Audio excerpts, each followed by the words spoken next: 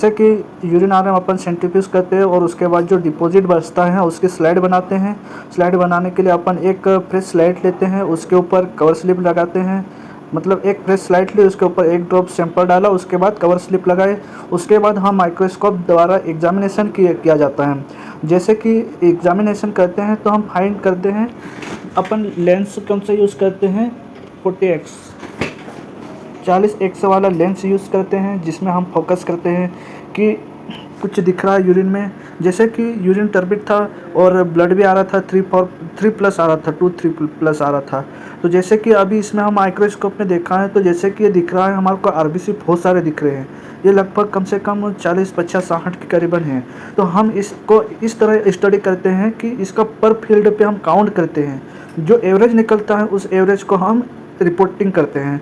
जैसे अगर किसी फील्ड में हमें मिल गए 40 आरबीसी और दूसरे फील्ड में मिल गए हमें 40, मतलब 50, तीसरे में 35, तीसरे में 34, ऐसे कुछ ऐसा एवरेज एक अनुमान लगाते हैं कि सबसे कम कौन मिले और सबसे ज़्यादा।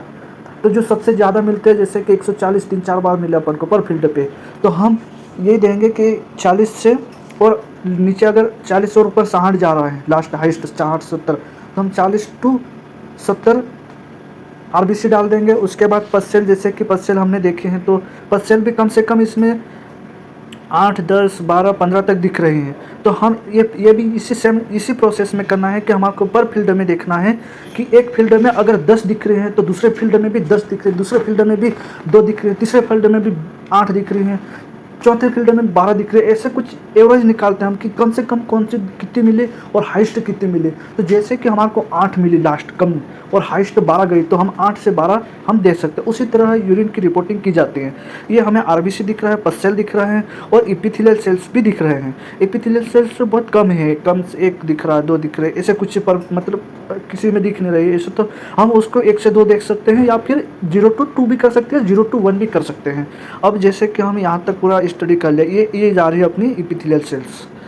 और दोस्तों ये मैं अपना एक फेस दिखा रहा था, जैसे कि मैं माइक्रोस्कोप द्वारा एग्जामिनेशन कर रहा था। तो इस तरह की हमें देखना होता है। जैसे कि ये राइट हाथ से हम फोकस कर रहे हैं, इधर उधर मूवमेंट करवा रहे हैं, और लेफ्ट हाथ से हम उसको मतलब उसको फोकस कर रहे हैं, लेफ्ट हाथ से उसमें फाइंड करना रहता है, लाइट देना रहता है, कम फुल जैसे अपने को दिख रहे हैं पहचानने के हिसाब से।